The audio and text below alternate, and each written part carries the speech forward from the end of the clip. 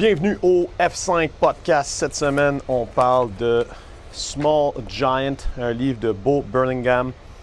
Un petit livre intéressant à lire.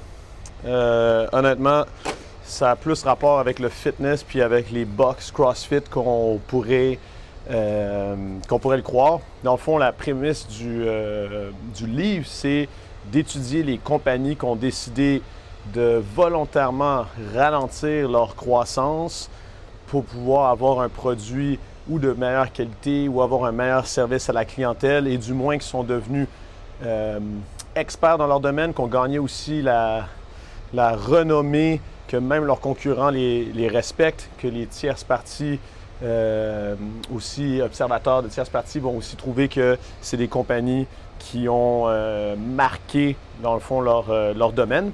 Et donc, c'est un livre qui parle de quelles sont les autres options auxquelles on ne pense pas nécessairement tout le temps, qui s'offrent à nous quand on veut continuer à aller de l'avant avec une compagnie. Est-ce qu'on n'a juste pas le choix, puis il faut juste devenir multinational? Donc, la première chose, c'est les critères que Bo Burlingham a utilisés. C'était une compagnie qu'il a étudié, dans le fond, des compagnies qui ont pris la décision de ralentir leur croissance. Donc, ce n'est pas parce que c'est arrivé par hasard. C'est des compagnies qui sont respectées et admirées par leurs compétiteurs et c'est des compagnies qui sont aussi reconnues par des tierces parties, pas juste lui. Qu'est-ce qu'il veut dire aussi par small? Parce qu'il parle, exemple, de Cliff Bard, que des revenus, des recettes, genre dans les centaines de millions de dollars. Fait que qu'est-ce que ça veut dire petit? Pour lui, c'est une compagnie qui reste à dimension humaine. Donc, on arrive à bien connaître ses employés et bien connaître ses clients.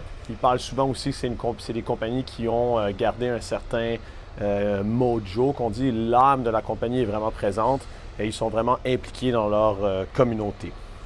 Donc, la première partie du livre parle du fait qu'il faut s'apercevoir qu'on a le choix de décider de grossir ou pas. Si on croit que la seule façon de fonctionner ou de survivre, c'est de grossir, bien dans le fond, on est aveuglé par le fait qu'on vit dans un système capitaliste qui, pour le moment, ce qui n'est pas nécessairement mauvais, comme il dit, là, puis de la même façon que Gunther Pauli en parle, quand il parle des petites compagnies qui peuvent survivre en étant sur le marché local, bien lui, c'est la même chose. Il dit qu'il n'y a pas besoin nécessairement, la seule et unique raison d'être d'une compagnie n'est pas nécessairement de devenir une multinationale pour être profitable. Il dit, dans le fond, c'est ça, la plupart des entrepreneurs, quand on leur parle, ils disent « Moi, je rêve d'avoir un chiffre d'affaires de 1 million. Moi, je rêve d'avoir un chiffre d'affaires de 100 millions. » Il dit, il faut se poser la question, dans le fond, pourquoi est-ce qu'on veut ça? Il faut qu'il y ait une raison. Parce que, comme il dit, c'est beaucoup plus intéressant d'avoir une compagnie qui fait 100 000 de recettes et qui est hautement profitable parce qu'elle a seulement des frais de 20 000 exemple, par rapport à une compagnie qui ferait 100 millions de recettes, mais que ses frais total, ses coûts d'opération sont à 110 millions. Donc, la compagnie fait faillite. Je ne vais pas donner d'exemples précis. Les exemples sont tous dans le livre très, très bien documentés. Mais sinon, je vais parler vraiment des concepts. Mais il donne des exemples de compagnies qui ont fait faillite avec des recettes, exemple, en essayant d'avoir des recettes de 100 millions. Le plus gros problème, dans le fond, c'est que souvent, on est bloqué comme entrepreneur dans le day-to-day. Puis ça, c'est la même chose pour un athlète. C'est assez facile d'être bloqué, d'en penser juste c'est quoi l'entraînement de la journée, puis d'avoir du mal à s'éloigner pour pouvoir voir le big picture, puis se rappeler de c'est quoi notre objectif. Donc c'est pour ça qu'il y en a qui tombent dans « je veux plus de chiffre d'affaires, plus de chiffre d'affaires, plus de chiffre d'affaires ».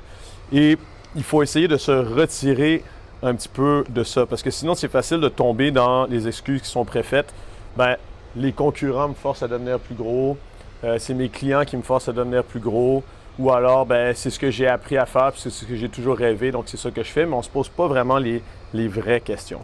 Il va falloir prendre le temps de bâtir nos principes pour réagir et agir de la façon à atteindre notre vrai objectif et non en étant dans le day-to-day business où est-ce qu'on fait justement survivre, d'essayer de nager, puis quand il y a une décision à prendre, on la prend avec pas vraiment de principe, juste pas nécessairement, c'est pas par hasard, mais sans trop y penser, ce qui fait que ben, on termine par prendre des décisions qui nous amènent tout le temps face au mur de ben, si je grandis pas, si je grossis pas, ben, je pourrais pas atteindre mes objectifs. Malheureusement, comme il dit, il y a beaucoup d'exemples qu'il y a des compagnies qui ont besoin d'aller jusqu'à une situation critique comme la faillite comme perdre ses plus gros clients, comme perdre ses employés clés, pour se rendre compte en fait que peut-être il pourchassait le mauvais objectif. Juste le chiffre en bas de la ligne qui est recette. Malheureusement, quand on fait ça, on a tendance à ne pas écouter avant la situation critique, avant le drame. Il y a plein de gens qui essayent de nous prévenir, puis on a souvent tendance à ne pas les écouter. On a le plus de succès, dans le fond, plus on a du succès, plus on va avoir des opportunités de grossir.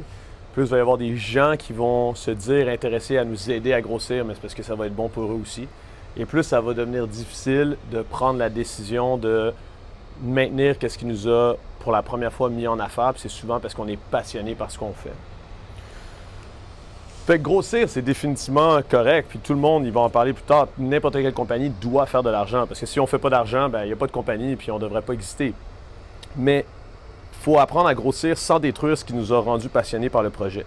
C'est comme en performance sportive. Il faut apprendre à s'entraîner plus, il faut apprendre à avoir des meilleures performances sans éteindre la flamme, sans éteindre le petit jeu qu'il y avait, le désir d'apprendre ou le désir de la sensation, exemple, de la glisse en ski si on est un skieur qui nous a fait aimer ce sport-là. Il ne faut pas se rendre à perdre de vue cette passion qu'on a pour notre projet. C'est un peu comment on fait pour garder l'âme de la compagnie. Puis ça a beaucoup rapport avec qui est en charge. Il faut comprendre que si on veut grossir à tout coup, à tout prix, bien pour grossir, il faut absolument avoir plus de capital.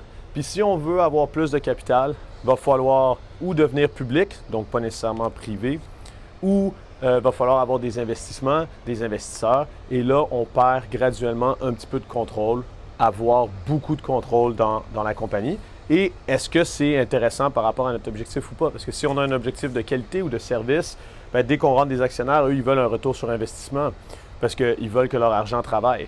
Donc, est-ce que ça va rentrer en conflit avec nos objectifs? C'est ça qu'il faut se poser des questions. D'où vient le capital? Dans le fond, c'est l'endroit où est-ce qu'il va y avoir le contrôle. Puis c'est un peu ce dont on a parlé dans beaucoup d'autres livres quand on parlait de nutrition. On disait qu'il faut faire attention d'où vient l'étude, parce que la personne qui finance l'étude, c'est souvent elle qui a le contrôle sur ce que l'étude va finir par dire ou où est-ce qu'elle va être publiée. Puis là, c'est exactement le même principe. Le succès, assez souvent, nous amène à vouloir grossir énormément et ça nous amène à avoir un potentiel perte de contrôle. Et quand on a une perte de contrôle de la compagnie, quand c'est plus les fondateurs ou le fondateur qui est là, c'est facile de perdre l'âme de la compagnie, ou en anglais, qu'on dit le mojo de la compagnie, puis se rendre compte à un moment donné qu'on n'a plus justement la flamme, on n'a plus le goût de faire qu'est-ce qu'on est en train de faire. On s'est perdu en ce moment. Certaines solutions qui existent, c'est l'exemple d'avoir la compagnie qui se fait racheter graduellement par les employés même, parce qu'eux, c'est des gens qui font partie de la culture, qui font partie de cette âme de la compagnie-là. Fait que ça, il y a plusieurs possibilités de faire ça. On peut aussi ralentir la croissance, on peut s'éloigner de « j'ai pas le choix » et commencer à explorer les autres possibilités.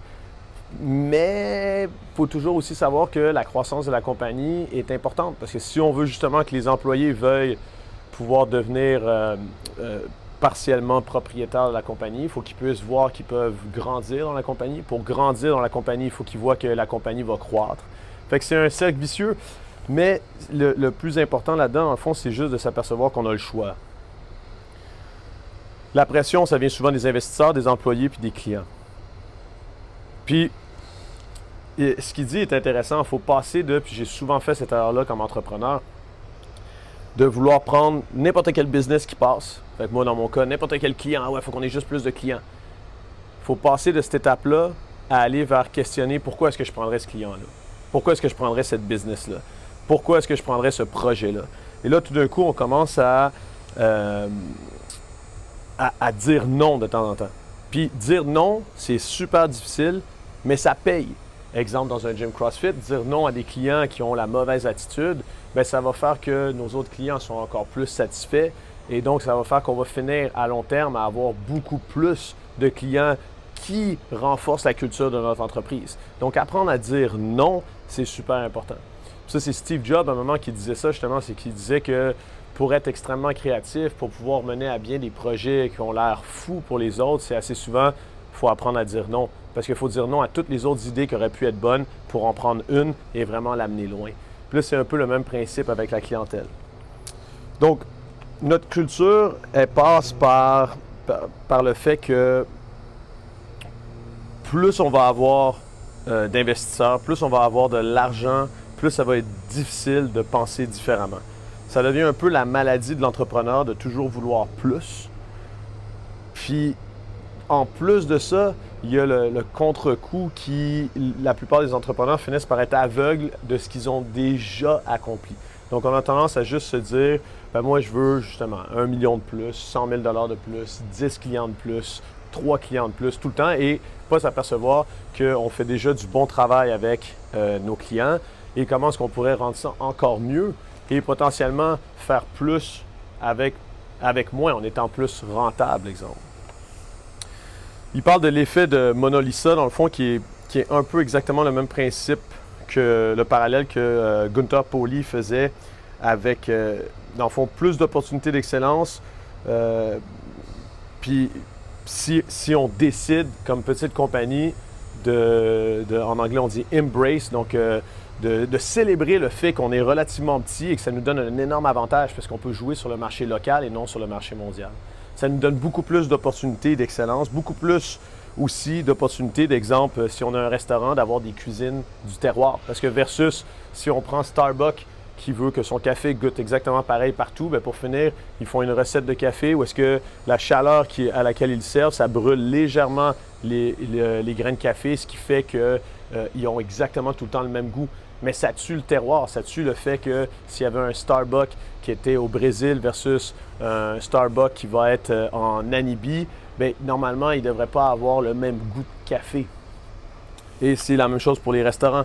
C'est le principe du McDonald's où est-ce que le Big Mac doit goûter exactement partout pareil versus si on s'en va dans un restaurant du terroir où est-ce qu'on peut manger en Gaspésie du homard alors que si on s'en va dans un autre restaurant, on pourrait manger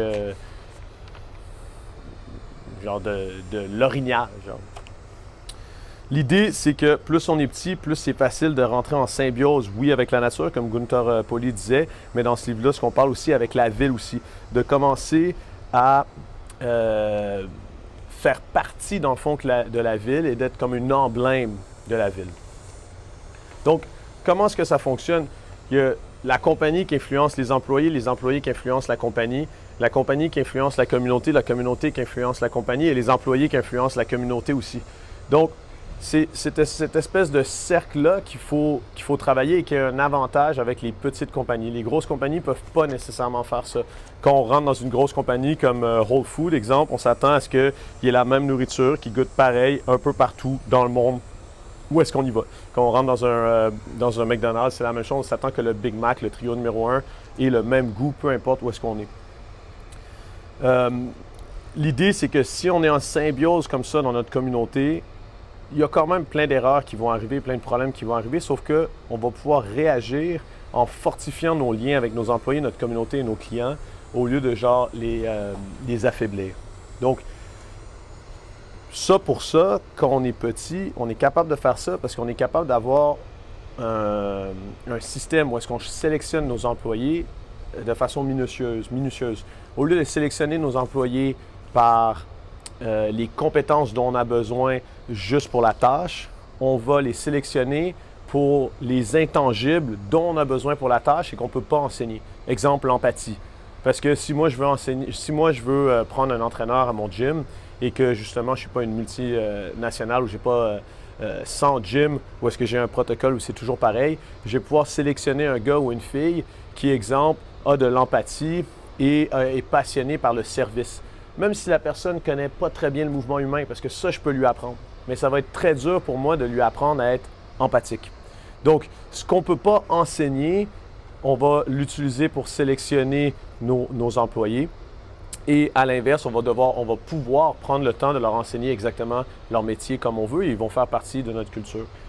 Donc, en business, on a 3 choix dans le fond, où on peut avoir le meilleur prix ou le meilleur produit ou le meilleur service à la clientèle. D'habitude, les small giants, donc les compagnies qui sont reconnues par leur pairs pour être excellentes, ils ne vont pas pour le prix ou nécessairement pour le produit, qu'il y en a que c'est avec un produit spécifique, mais c'est souvent avec leur relation intime avec leur clientèle et leurs employés. C'est là vraiment qu'il y a une grande différence. Donc, les outils que les compagnies utilisent pour être plus proches avec leurs clients, c'est souvent, ils vont prendre le temps de les éduquer. Ils vont prendre le temps de faire exactement ce que je suis en train de faire avec vous. Je prends le temps d'éduquer ma clientèle potentielle. J'utilise ces vidéos-là pour éduquer aussi mes employés, ce qui fait que je transmets de la culture et je continue à m'assurer que l'âme de ma compagnie de CrossFit Laval perdure et continue dans le sens que je veux. Le contact direct aussi est extrêmement important. Dans les petites compagnies, c'est plus facile. Exemple, d'avoir ton propre système de téléphone ou d'avoir un vrai employé de la compagnie et non un consultant qui va répondre aux emails ou répondre au téléphone ou amener les clients à venir essayer dans sa business. Ça encourage le local et ça nous force à faire des choses qui valent la peine d'être faites, non pas juste des choses qui se vendent. Donc, plus on baisse le nombre d'employés, plus c'est facile de créer ça. Mais il y en a qui sont capables, dans le livre, donne des exemples, d'aller jusqu'à 1000 employés et d'encore être capable de créer quelque chose qui est, à leurs yeux, correct à ce niveau-là. Donc, c'est ce qu'il faut se questionner. C'est quoi mon rapport au niveau maximum d'employés par rapport à moi? Comment est-ce que je suis capable de transmettre l'âme de ma compagnie et ma culture pour essayer de la maintenir et de même de la fortifier? Et peut-être que ça va même bouger dans le temps. Plus on devient bon, plus on peut le faire. L'idée, c'est de créer un groupe d'employés et de clients qui devient tellement fort que dans le fond, il va s'auto-réguler. Un peu exemple ici, à CrossFit Laval, ça fait 11 ans maintenant qu'on est en business. J'ai rarement besoin de demander à quelqu'un de quitter parce qu'il ne va pas se sentir à l'aise s'il ne fait pas partie de notre culture. Donc, quelqu'un qui n'est pas inclusif, qui ne croit pas en la diversité, qui ne croit pas dans le fitness, qui ne croit pas que la nutrition est importante, bien, il ne va pas falloir que j'ai une discussion avec cette personne-là. Tranquillement, elle va juste se faire éjecter du groupe parce que le groupe, la culture est tellement forte qu'elle s'autorégule. Donc, pour maintenir ses employés, il faut penser aussi, quand on est une petite compagnie, aux bénéfices au-delà de juste l'argent. On ne pourra pas les payer nécessairement de façon ultra compétitive par rapport à certaines autres compagnies. Mais par contre, on peut leur donner des bénéfices qu'ils ne peuvent pas aller chercher ailleurs. Exemple en éducation, exemple en vacances, exemple en flexibilité de travail, exemple en tâches qu'ils peuvent faire, en diversité, dans le fait que la plupart des petites compagnies, leurs employés sont tous capables de faire toutes les tâches de la compagnie. Et après, bien sûr, ils se spécialisent dans celles qu'ils préfèrent, mais donc ils peuvent même changer, c'est moins monotone. Vous voyez un peu le genre. C'est plus facile aussi. Un des autres grands avantages, c'est, Ray Dalio en parle dans Principles, c'est de pouvoir avoir des gentleman agreements. C'est plus facile de ne pas être d'accord, mais parce qu'on a un groupe serré d'employés, de pouvoir quand même apprendre de ça. Donc, de pouvoir vivre ce conflit-là comme, pas un conflit, mais une opportunité d'apprendre et une opportunité de faire valoir son point et après de faire avancer le groupe comme un tout et non savoir qui a raison, qui a tort. Bien sûr, les propriétaires vont devoir mettre certaines règles qui sont coulées dans le ciment. Par exemple, ça peut être la ponctualité, ça peut être certaines règles par rapport à l'inclusion, ça peut être certaines règles par rapport à l'hygiène de vie, quoi que ce soit, parce que c'est important qu'il y ait certaines choses qui soient non négociables. Exemple comme aussi, il faut qu'on puisse faire de l'argent. Dans ma compagnie, bien, c'est le même principe. On peut pas dire, je ne peux pas dire à mes employés, vous pouvez donner des memberships gratuits. Ça ne fonctionne pas, ça. C'est clair que quand quelqu'un s'entraîne, bien, il faut qu'il les paye. Mais ça, c'est certaines choses aussi qui sont très importantes. Et avec un petit groupe, le truc qui est très intéressant là, c'est que on peut faire ça sans mettre trop de règles par écrit et que ça nous bloque, qu'on devienne menotté à ces règles. Ben oui, ben c'est la règle, on est obligé de faire comme ça. On peut utiliser un peu plus le jugement de nos employés. Et ça, c'est ce qu'il dit, c'est le moins il y a de règles écrites, le mieux c'est.